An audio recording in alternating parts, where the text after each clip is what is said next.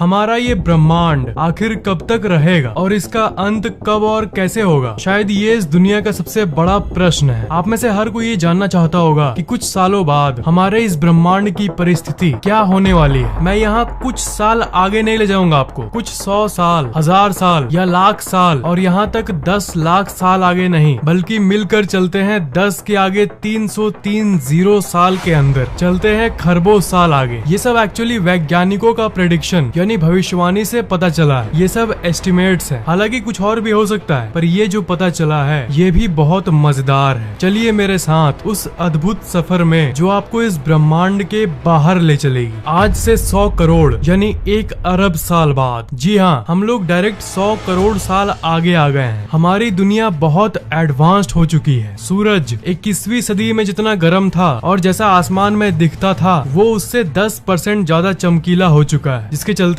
गर्मी धरती पर बहुत बढ़ चुकी है। नासा की एक रिपोर्ट के हिसाब से 21वीं सदी में धरती का औसतन तापमान यानी एवरेज टेम्परेचर करीब 14.5 डिग्री सेल्सियस था, पर अब सूरज का ताप बढ़ने के चलते धरती का औसतन तापमान वोपिंग 50 डिग्री सेल्सियस के करीब पहुंच गया है। और इस चीज की वार्निंग 21वीं सदी के लोगों को दी गई थी कि पॉल्यूशन के चलते ये होने वाला है, पर इंसानों की लापरवाही के चलते ओजोन लेयर पूरी तरह से गायब हो चुका है। आज से 200 करोड़ यानी 2 अरब साल बाद 100 करोड़ और साल बीत चुके हैं। अब धरती का तापमान और भी बढ़ चुका है। इसी गर्मी के चलते धीरे धीरे सारे समुद्र और नदियां भी अब सूखी हो गई है। इस समय अब बढ़ती गर्मी के चलते धरती से धीरे धीरे जीवन खत्म होने लगा है और इंसान नामक जीव जो धरती पर कभी रहते थे वो अभी अभी सूरज के प्रकोप के चलते डायनासोर्स की तरह एक्सटिंक्ट यानी लुप्त हो चुके हैं। टूटे हुए बिल्डिंग्स और उनकी यादें अब सिर्फ यही बची हुई है। सिर्फ कुछ जीव बचे हुए हैं और वो भी धीरे धीरे मर रहे हैं, और कुछ एकाध लकी बचे हुए अमीर लोग मंगल ग्रह पर चले गए हैं, क्योंकि वहाँ सूरज का ताप धरती के मुकाबले थोड़ा कम है। पर कुछ 1000 साल के अंदर ही सूरज का ताप इतना बढ़ा है कि मंगल भी रहने लायक नहीं रहा, और अब इस समय इंसान कहीं जा भी नहीं सकता और कुछ कर भी नहीं सकता। इसलिए इंसान नामक प्रजाति अब लुप्त हो चुका है, एक इतिहास बन चुका है। इस समय अब कोई भी इंसान इस ब्रह्मांड में मौजूद नहीं है। आज से 400 करोड़ यानी 4 अरब साल बाद हमारी आकाश गंगा का पड़ोसी जिसका नाम है एंड्रोमेडा, उसने हमारी मिल्की वे को अपने तरफ टान लिया है। बहुत पहले जब इंसान जिंदा थे यानी 21वीं सदी में ये एंड्रोमेडा गैलेक्सी करीब 250 करोड़ प्रकाश वर्ष दूर था मिल्की वे से, पर अभी ये आपस में कोलाइड करने जा रहा है। और अब तपती हुई वीरान पहाड़ों से भरी धरती का आसमान, वीरान पहाड़ों से भरी धरती से आसमान कुछ ऐसा दिख रहा है। एक बड़ा सा एंड्रोमेडा आकाश गंगा जो करीब आ रहा है। आखिर में जाकर दोनों गैलेक्सीज का टक्कर हो चुका है और मिल्की वे और एंड्रोमेडा दोनों मिलकर एक बड़ा गैलेक्सी बन गया है, एक सुपर गैलेक्सी जिसका कोई नाम नहीं होगा, क्योंकि इंसान नामक प्रजाति जो हर कुछ का नाम देते थे वो अब लुप्त हो चुके हैं। इसे देखने वाला कोई नहीं होगा। आज से 500 करोड़ यानी 5 अरब साल बाद उस गैलेक्सी के टक्कर के चलते हमारे सौर मंडल पे कोई प्रभाव नहीं पड़ा, क्योंकि सौर मंडल मिल्की वे के बहुत अंदर तरफ है। पर इससे बचने के बाद भी हमारा सौर मंडल खत्म होने वाला है। सौर मंडल अपने जीवन के आखिरी सालों में है, क्योंकि सौर मंडल को मेंटेन रखने वाला हमारा सूरज आउट ऑफ फ्यूल होना शुरू हो गया है। धीरे धीरे इसकी सारी ऊर्जा खत्म होते जा रही है। जब इंसान जीते थे 21वीं सदी में, तब जितना इसका साइज था उससे करीब साइज में 200 गुना ज्यादा बड़ा हो चुका है और धीरे धीरे और बढ़ता जा रहा है। ये एक रेड डॉर्फ बन चुका है। अब सूरज धरती से कुछ ऐसा दिख रहा है, बेबस लाल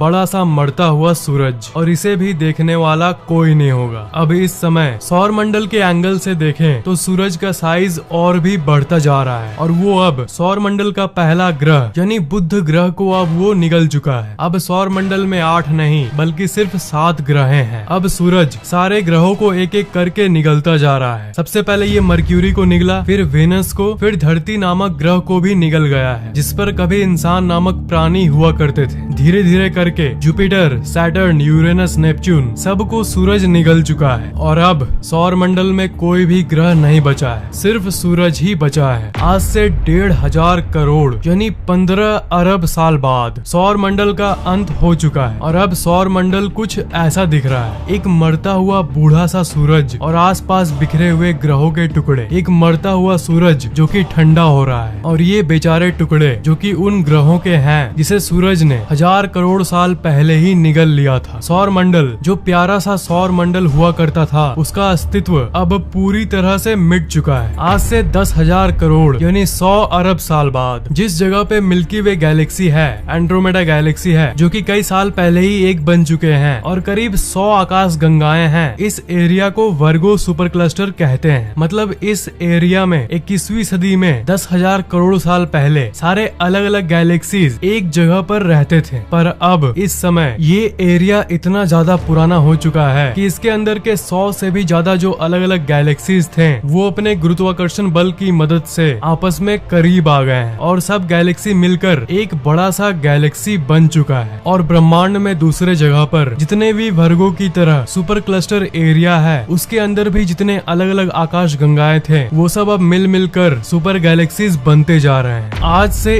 1 लाख करोड़ यानी 1000 अरब साल बाद, जो थोड़ी देर पहले मैंने आपको बताया कि बड़े बड़े सुपर गैलेक्सीज बन रहे हैं, वो करीब 900 अरब साल पहले की बात थी। पर वो सब अब तक मर चुके हैं, क्योंकि गैलेक्सीज तारों से मिलकर बनते हैं, पर गैलेक्सीज के अंदर के सारे तारे अब बुझ चुके हैं, अब मर चुके हैं, क्योंकि उनका फ्यूल खत्म हो गया है। जिस तरह हमारा सूरज बहुत पहले ही मर चुका है, वैसे ही इस समय ब्रह्मांड के सारे गैलेक्सीज के सारे तारे एक एक करके मरते जा रहे हैं, और धीरे धीरे गैलेक्सीज खत्म होते जा रही है। नए नए तारों को बनने के लिए डस्ट क्लाउड की जरूरत होती है, जो कि बहुत पहले 21वीं सदी में तो ब्रह्मांड में जगह जगह पर अवेलेबल थी, पर अब इस ब्रह्मांड में कोई भी डस्ट नहीं बचा है जिससे तारे बन पाए। इसलिए अब इस पूरे ब्रह्मांड में कोई भी नया तारा नहीं बन पा रहा। ब्रह्मांड में अब कोई भी गैलेक्सी नहीं दिख रहा। आज से 2 लाख करोड़ यानी 2000 अरब साल बाद, जैसा कि आपको एक फैक्ट पता होगा कि ये ब्रह्मांड एक्सपैंड हो रहा है, और ये एक्सपेंशन की गति बढ़ते जा रही है। पर अभी 2 लाख करोड़ साल बाद ये स्पीड लाखों गुना बढ़ गई है। अब इस ब्रह्मांड में कोई गैलेक्सीज तो नहीं है, पर टूटे हुए कुछ अवशेष बचे हैं। पर ब्रह्मांड के फैलाव के चलते वो भी एक दूसरे से दूर होते जा रहे हैं, उनके बीच का गैप बढ़ता जा रहा है, क्योंकि ये ब्रह्मांड हद से ज्यादा तेजी से फैल रहा है। आज से 20 लाख करोड़ यानी 20,000 अरब साल बाद इस मरते हुए ब्रह्मांड के दूसरे साइड में अभी भी आखिरी के 10 या 20 तारे बचे हुए हैं। एंड ऑफ कोर्स अंतरिक्ष के वो दानव जिसे ब्लैक होल कहते हैं, वो अब इस ब्रह्मांड के राजा बन चुके हैं। तारे और ग्रह तो अब इस ब्रह्मांड में न के बराबर है, पर ब्लैक होल सब लाखों के तादाद में इस ब्रह्मांड में घूम रहे हैं, और वो ग्रहों के बचे हुए अवशेषों को ढूंढ रहे हैं ताकि वो उसे खा पाए। आज से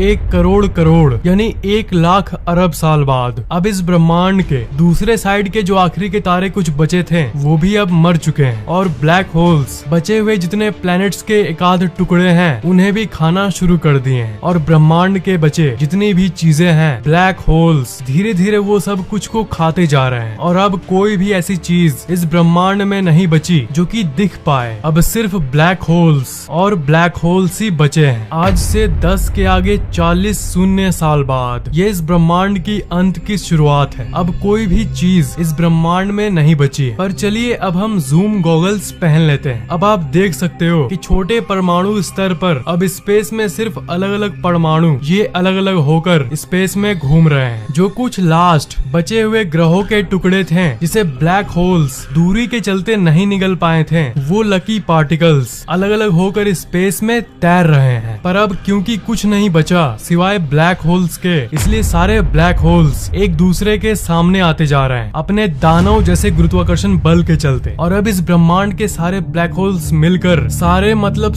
मिलकर एक सुपर ब्लैक होल बन गई है। और जो बचे हुए लकी पार्टिकल्स थे उसे भी ये बड़ा ब्लैक होल अब खाना शुरू कर दिया है। उस सुपर ब्लैक होल की साइज इतनी है कि इसे शब्दों में बयान नहीं किया जा सकता। अब धीरे धीरे ये ब्रह्मांड मर रहा है। आज से 10 के आगे 303 शून्य साल बाद, जिसे कहते हैं सेंटिलियन, ये है ब्रह्मांड का अंत। अब ये ब्रह्मांड पूरी तरह से खाली हो चुका है, और ये फैलते फैलते यानी एक्सपैंड होते होते इतना एक्सपैंड हो चुका है कि मैं इस साइज को सोच के आपको शब्दों में बता या फिर स्क्रीन पर दिखा नहीं सकता। अब इस ब्रह्मांड का साइज इतना हो चुका है कि वो सुपर ब्लैक होल भी हॉकिंग रेडिएशन के चलते अब इवेपोरेट हो चुका है। मतलब वो ब्लैक होल्स जो सब कुछ कुछ को मार रहे थे अब वो खुद मर रहे हैं, और अब कुछ सालों के अंतराल में ही वो एक बचा हुआ ब्लैक होल भी गायब हो गया है। और अब वो अल्टीमेट पॉइंट आ चुका है जहाँ पर कोई इलेक्ट्रॉन, प्रोटॉन, न्यूट्रॉन नहीं है, और ना ही कोई ग्रह, ना ही कोई तारा, और यहाँ तक न ही कोई ब्लैक होल मौजूद है। और अब इस ब्रह्मांड में कुछ भी नहीं बचा है। ये ब्रह्मांड अब खत्म हो चुका है और इस समय अब कुछ भी मौजूद नहीं है। और यहाँ तक कुछ भी, ये कुछ भी नहीं है, ये भी मौजूद नहीं है। एब्सोल्युटली नथिंग, सिवाय इस खाली जगह के बदले, सिवाय इस स्पेस के बदले। और यही स्पेस शायद वो चीज है जिसे भगवान कहते हैं, क्योंकि ये हर जगह है और स्पेस ना जन्म लिया है और न ही कभी मर सकता है। स्पेस की अंदर की चीजें तो सारी की सारी जन्म लेकर खत्म हो चुकी है, पर स्पेस अपने आप में एक नॉन एग्जिस्टेंट चीज है। मतलब ये मरा हुआ है, मतलब ये कुछ नहीं है और ये अल्टीमेट है। और मरे हुए को कोई कैसे मार सकता है। इसी स्पेस में एक समय धरती नामक ग्रह हुआ करता था जिसमें इंसान रहते थे, जिसमें एक दिन आप मोबाइल पे फैक्ट की वीडियो देख रहे थे जिसमें वो समय के अंत के बारे में बता रहा था। पर अब वो सब खत्म हो चुका है, सिर्फ स्पेस ही बचा हुआ है। अब कुछ भी नहीं है। यह है समय, ब्रह्मांड और अस्तित्व का अंत। अब सब कुछ जीरो हो चुका है, बट सिर्फ एक चीज बचा है और वो है लाइक बटन जो इस वीडियो के नीचे है। चलो, हमने बहुत माथापेची कर लिया, बहुत कुछ को देखा, पर आपको इस बात से सुकून मिलना चाहिए कि ये सब अरबों साल बाद होने वाला है। इसलिए चिंता मत करो, अभी अपनी जिंदगी को आराम से एंजॉय करो। Sit back and relax. ये वीडियो कैसा लगा नीचे कमेंट जरूर करना। इस वीडियो को लाइक और शेयर कर देना, और अगर आपने अभी तक इस चैनल को सब्सक्राइब नहीं किया तो सब्सक्राइब जरूर कर लेना।